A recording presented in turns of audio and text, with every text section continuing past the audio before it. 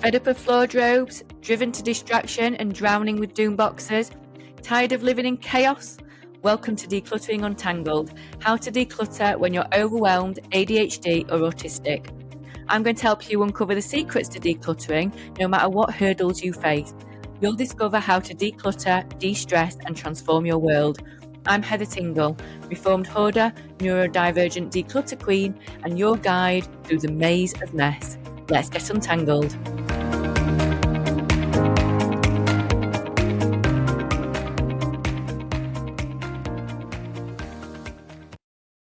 Hello Untanglers and welcome back to another episode of Decluttering Untangled with me, your host Heather Tingle. Now first of all I want to say I hope you can hear me okay because my cat has attacked my microphone and now it has got a great big dint in it. So apologies if the audio is not what we are used to, but hey ho, nothing stops us, and apparently nothing stops my cat either, so there we go. Today I would like to talk to you about something that I kind of don't really love admitting to, but it is something that a couple of my untangling clients have asked me to talk about, and that is cleaning. Now, I think it's important to know there is a massive distinction between cleaning and decluttering. Apparently, many people, especially social services, for example, will ring me and ask me about how much I charge for cleaning. And I have to tell them I am not a cleaner. And if you saw my house, you would understand that, because I honestly thought that once I decluttered my home, it would be easier to clean. That is the case. I also thought that once I'd got a decluttered home, I would clean more frequently. That is also slightly the case, but I think that comes with a caveat in that my home isn't always clean. And yes, it is easier to clean now, but the reality is there might be less stuff, surfaces are clearer, systems are better, but I still do not clean consistently. And I think it's an important confession, I guess, that I thought that decluttering would switch on my cleaning switch.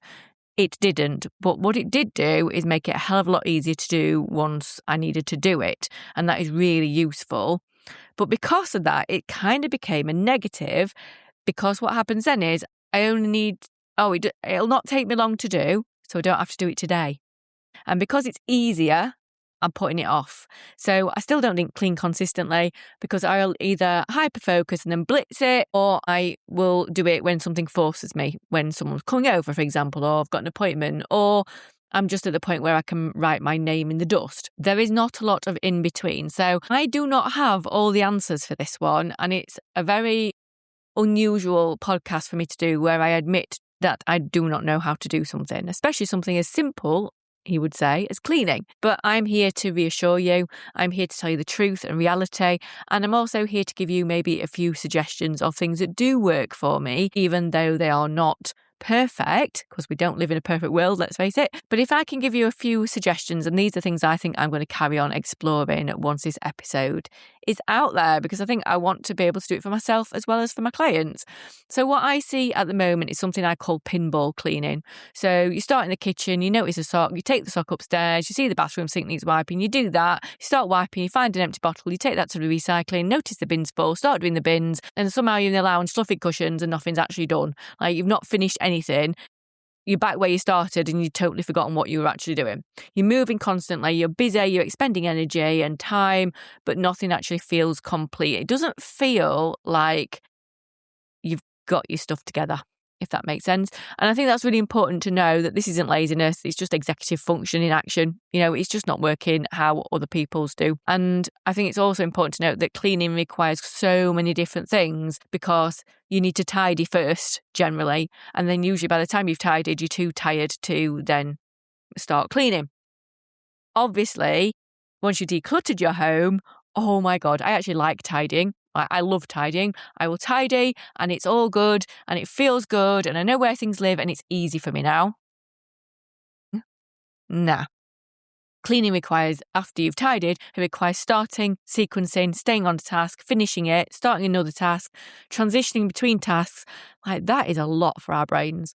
So I think in the olden days, I would say, people would say to you, just build the habit. I cannot do habits. Habits do not stick. They do not stick in my brain at all. I have to consciously think about it every single time. They're not easy. What I can do, however, and I can do really well, is habit stack. So, for example, one of the things that when I had my PA coming in, she came in on a Monday and we would do the cleaning and tidying on a Monday, as well as a million and one other things, because Mondays was really important to do the bins, because Tuesday is when the bin men come to take the rubbish away. So that works really well for me because there's an external consequence. So if I don't do the bins on a Monday, I will miss a collection, because in the olden days, what used to happen was I would put my bin out first thing on a Tuesday morning and it'd be after they'd been, and then I would have to put it back in again. So now Mondays is my bin day. I don't miss a collection. I don't have to worry about anything like that. Like, it is done. But things like wiping things down, mopping floors, hoovering the floors, weekly bathroom routines. Like, I've tried the organised mum method. It just massively, massively overwhelmed me and felt like so many demands I could not keep up. And if I'm honest, I was resentful over and did not enjoy it at all. So there's lots of things out there that kind of give you these routines. But that's not how my brain works. Like, it responds to urgency, it responds to novelty, it responds to fun, it responds to panic. And historically, cleaning used to be somebody else's job. So in the olden days, like in my grandparents' or great-grandparents' time, it would be the husband went out to work and the woman stayed at home. And without going on a full-on feminist patriarchal rant, why is it still our job to do? Now, I've got to do it because I am the only adult in this home. So, it is, of course, my job. But if you work full time and you also have a partner that works full time, do you do the cleaning jobs between you? Like, is it shared? A lot of the time I see with a lot of my clients is actually it tends to be the person who is working part-time or is working full-time, or whoever is caregiver, that is the person who does the cleaning. So it used to be, beforehand, it used to be you would have entire days for doing certain jobs. So Mondays was wash day, Tuesday you would clean the step, Wednesday you would do the laundry, Thursday you would do this. Days were for baking, days were for floors, days were for cleaning the paintwork.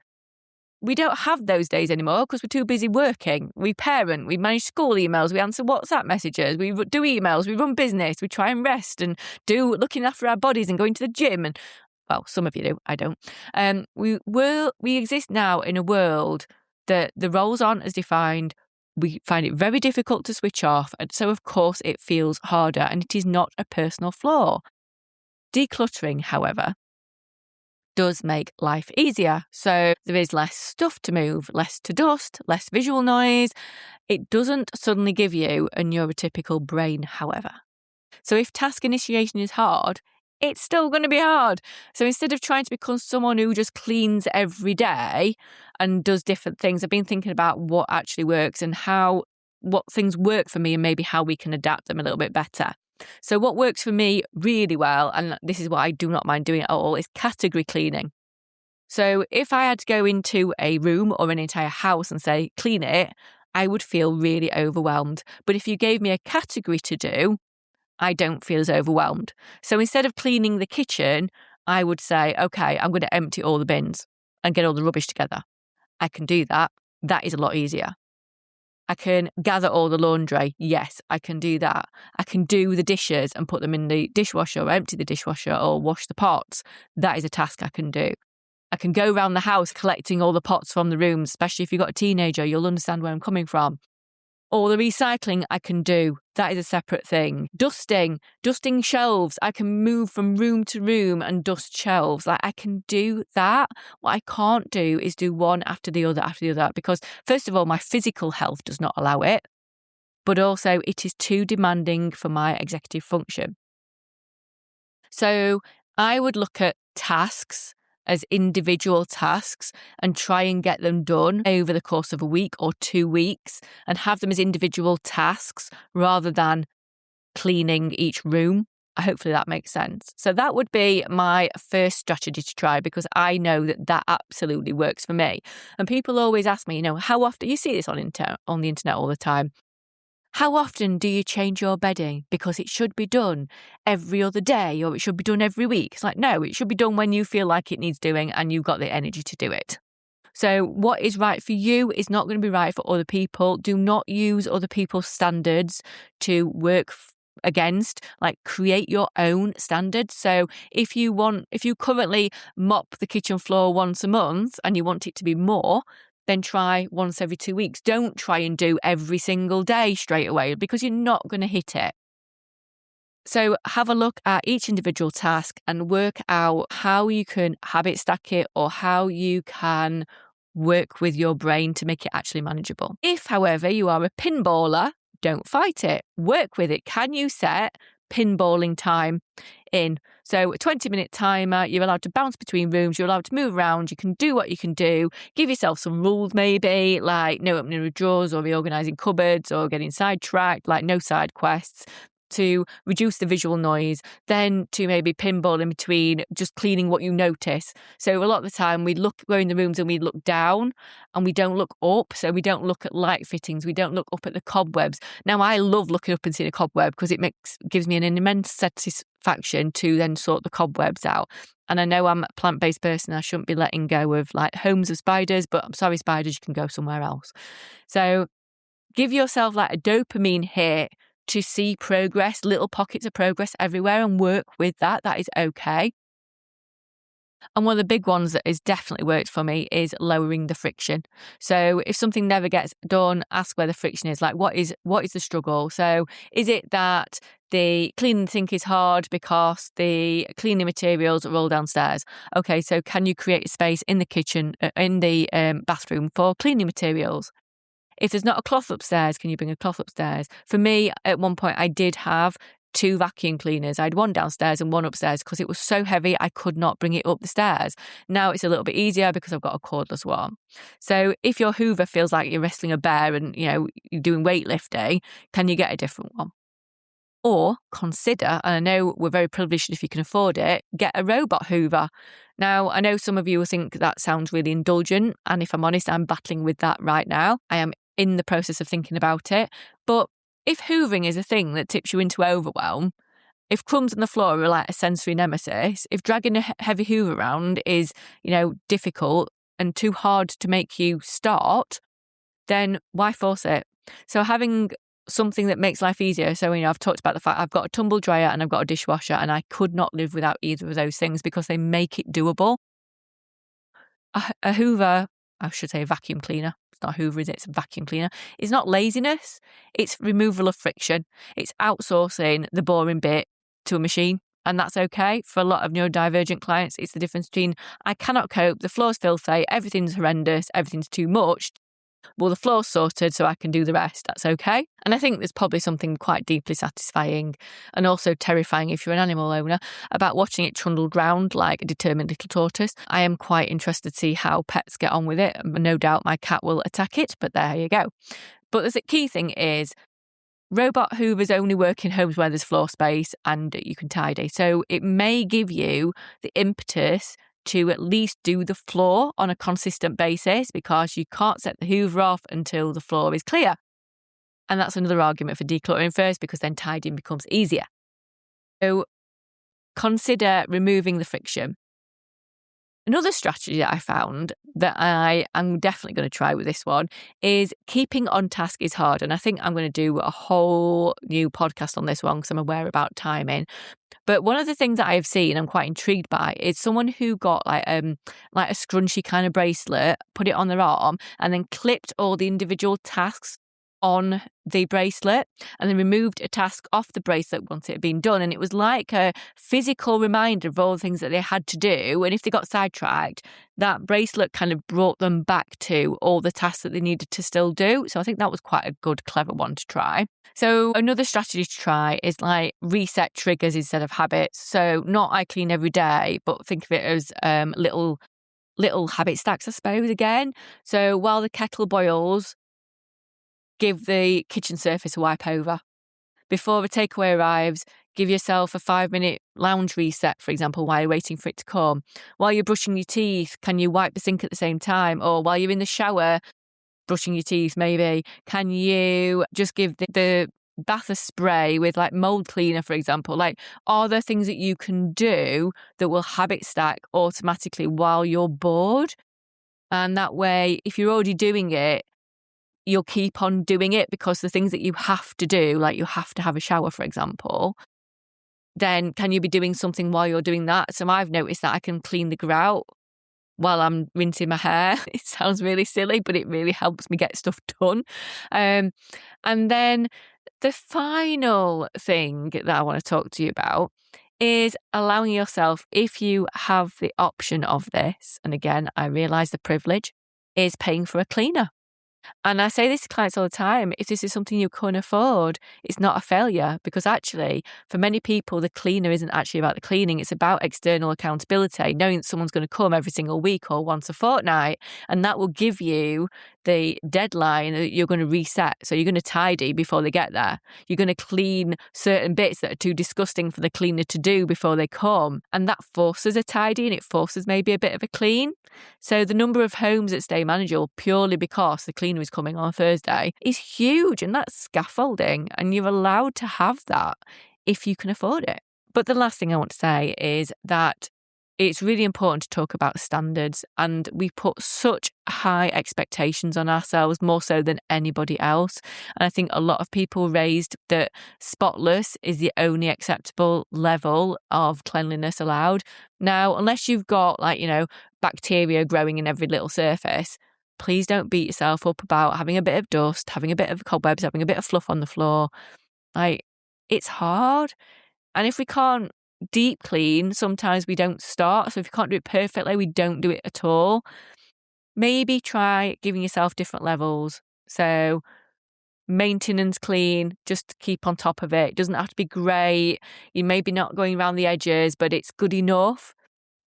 Every so often giving it a deep clean, and then having a crisis clean. So crisis clean when someone's coming round and they're going to look at a specific place. So maintenance is like surfaces and bins, and maybe giving the hoover a mop or once over every so often. Deep clean is like skirting boards, grout, finding those cobwebs, doing the light bulbs and all that kind of stuff. And I'm sorry, but who cleans walls? I do, when I see there's that much fluff on them that's apparently just dust appeared from nowhere. You don't need to do that every week, every month. Do it when you see it and when you know what you want to be done. It's okay. And then crisis clean is like 10 minutes before someone comes around. And they're not the same job. And most of the time we can cope with maintenance, and that's all right.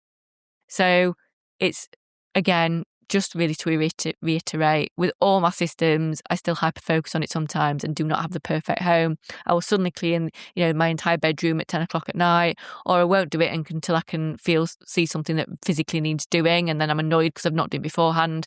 I haven't got all the answers with this one, but that's why I'm a declutterer, not a cleaner. But I have decluttered, but what hasn't changed is I've not become someone who loves cleaning, and I'm never going to be that person, and that's okay. I can be okay with that because it no longer feels impossible to do. Cleaning on top of chaos is impossible. Cleaning on top of a decluttered home is manageable. It's not perfect, but it's manageable. So if you pinball, if you wait for hyperfocus, if your habits never stick, if you need the cleaner or the robot vacuum cleaner as a backup, that's okay. You're not lazy, you're allowed, because homes were not designed with neurodivergent energy levels in mind, and we can design our homes and systems around us and how we actually work. Because let's face it, maintenance is boring and it needs redoing all the time. And boring is hard for those of us that require dopamine boosts. It doesn't mean you're failing, it just means you need scaffolding. So please remember, be kind to yourself. Remember, you are not alone, and keep untangling. Thanks for joining me for today's episode of Decluttering Untangled. If you found anything that I've said today helpful, please do me a favour, hit that subscribe button or leave me a review. It's like receiving a virtual high five that keeps me going and lets me know that I'm helping real people out there and I'm making a difference. Please remember, you're not alone in this. I'm building a community of fellow untanglers over on Facebook. Just visit the show notes for the link to my free decluttering community. So until next time, remember, you're not alone, you're not lazy, you can untangle your life.